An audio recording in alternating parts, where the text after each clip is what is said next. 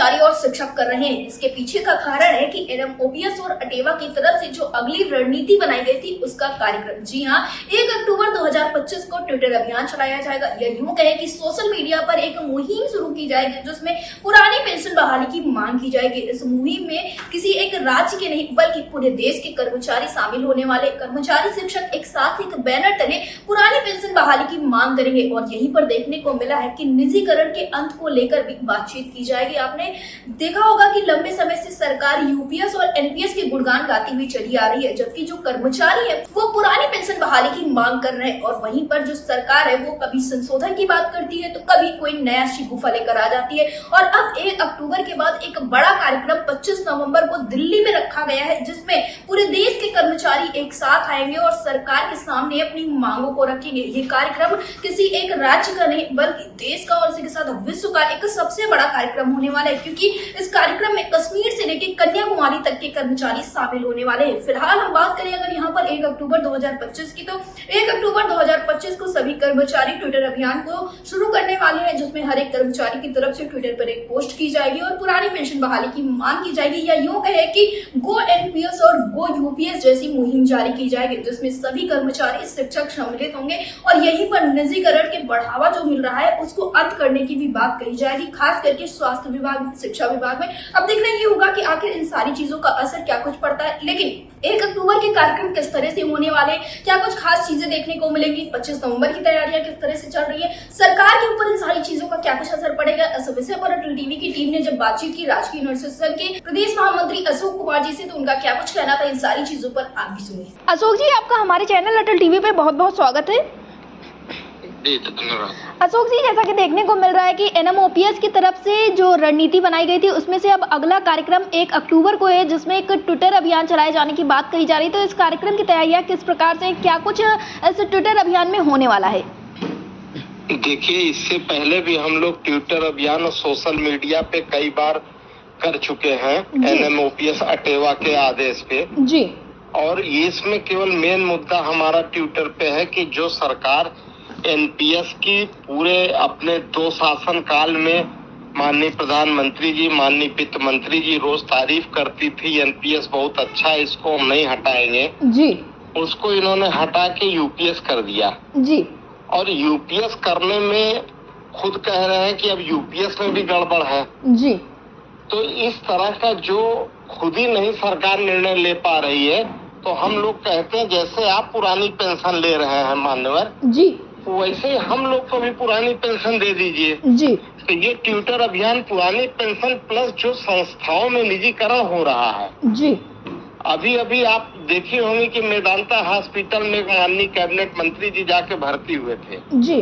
मुझे याद है मैं केजीएमसी में था, 2002-03 की बात है। गोंडा के कोई माननीय राज्य मंत्री थे, उनका एक्सीडेंट हो गया था गाजियाबाद में। रमापत शास्त्री जी उस समय मंत्री थे उत्तर प्रदेश सरकार में चिकित्सा स्वास्थ्य के जी। उन्होंने डॉक्टर से रिक्वेस्ट किया, डॉक्टर साहब ने कहा कि हमारे प्राइवेट नर्सिंग हॉस्पिटल में ले चलिए, हम इनका डॉक्टर ओपी सिंह साहब थे, हड्डी के डॉक्टर थे जी जी। तो उन्होंने कहा कि आप डॉक्टर साहब किसी भी तरह से अपनी मशीन चाहे ले आना हो तो ले आइए, इनका अस्पताल में, अपने सरकारी अस्पताल में ही इलाज करिए जी, हमारी बड़ी बेइज्जती होगी।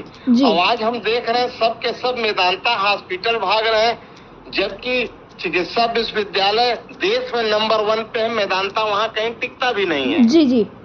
ये आप भी देखी होंगी जो रेटिंग आई है जी जी, उसमें हमारा एसजीपीजीआई 4थे 5वें न 3रे नंबर पे है जी।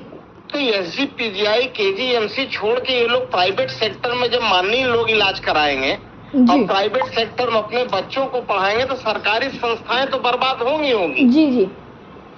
इसलिए कहना है कि निजीकरण हमारा खत्म करें और जो चिकित्सा स्वास्थ्य विभाग में है जी। और पुरानी पेंशन बहाल करें। इसको लेके 1 तारीख को पूरे चिकित्सा स्वास्थ्य विभाग, पूरे टीचर्स एसोसिएशन जी। और जितने भी कर्मचारी पीडब्ल्यूडी, सिंचाई विभाग, लेखपाल एसोसिएशन जी, जीएसटी विभाग, कृषि विभाग, जितने भी विभाग है सब ट्विटर अभियान में शामिल होंगे। और ट्विटर अभियान में मुझे मालूम है कि सबसे नंबर 1 पे हमारा ओपीएस का मुद्दा ट्रेंड करेगा 1 तारीख को। जी अशोक जी, आपने बिल्कुल ठीक कहा, लेकिन इसी के साथ देखने को मिल रहा है इसके बाद जहां तक खबरें निकलकर सामने है, अगला कार्यक्रम नवंबर में रखा गया है जो दिल्ली पहुंचने का कार्यक्रम है, जिसको लेकर तैयारियां कहीं ना कहीं काफी ज्यादा तेज हो चुकी है, क्योंकि अटल टीवी की टीम की बातचीत है कई सारे राज्यों से हुई जो एनएमओपीएस से जुड़े हुए हैं। तो सभी राज्यों में यही कहा जा रहा है कि अब तो कर्मचारी टिकट्स कराने लगे, तैयारियां जोरों शोरों पे अपने चरम पे है और इस बार पुरानी पेंशन की जो लड़ाई है उसको जीत हासिल करने में पूरा प्रयास किया जाएगा।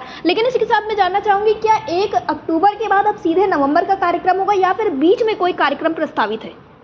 अभी 1 अक्टूबर के बाद सीधे नवंबर में हमारा बड़ा कार्यक्रम है दिल्ली का 25 नवंबर को जी, क्योंकि उस समय लोकसभा भी चलेगी और उसी समय हम लोग घेराव करेंगे, पूरे दिल्ली में जाम करेंगे जी। और उसकी तैयारी बड़े पैमाने पे है। इसलिए 1 तारीख के बाद सीधे हम 25 नवंबर की तैयारी, अगर बीच में किसी तरह की और दुर्व्यवस्था सरकार द्वारा न पैदा की गई हो, जी जैसे अभी टीईटी है एग्जाम वाला, जी जी ये भी जी चल रहा है उसी के साथ साथ, जी। तो इस टाइप की बातों को लेके सारे कर्मचारी हर जगह, सारे अधिकारी, सारे शिक्षक सब आंदोलित हैं इस समय। जी जी और सरकार जब अपनी सारी बातों को और जिज्ञासा क्यों जग रही लोगों में, कर्मचारियों में, टीचर्स में और पूरे अधिकारियों में, उत्तर प्रदेश के या पूरे देश के क्यों हो रहा, हमको मालूम है। हमारे जी। विजय बंधु जी कहते हैं कि 110% पुरानी पेंशन बहाल होगी।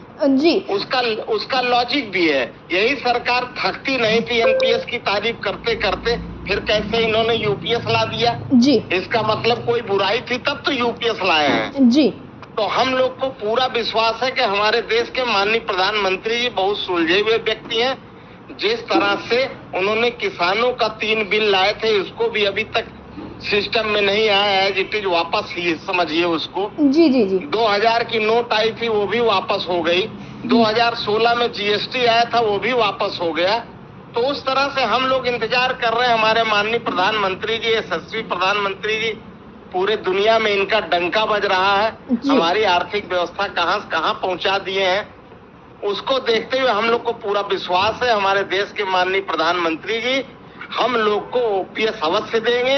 अब हम लोग उनको जगाने के लिए, क्योंकि वो सुन नहीं पाते हैं किसी की बात, अपने ही मन वाली बात करते हैं, तो हम लोग इंतजार कर रहे हैं कब वो अपने मन से हम लोग को पुरानी पेंशन बहाल करते हैं। उसी का उनके कान में आवाज डालने के लिए 1 तारीख को हम लोग ट्विटर अभियान 1 अक्टूबर को किए हैं और 25 तारीख को हम लोग दिल्ली में एक अच्छा अपना रैली कर रहे हैं एनएमओपीएस अटेवा के थ्रू, जिसकी अध्यक्षता विजय बंधु जी करेंगे। जी अशोक जी, अटल टीवी से जुड़ने के लिए धन्यवाद।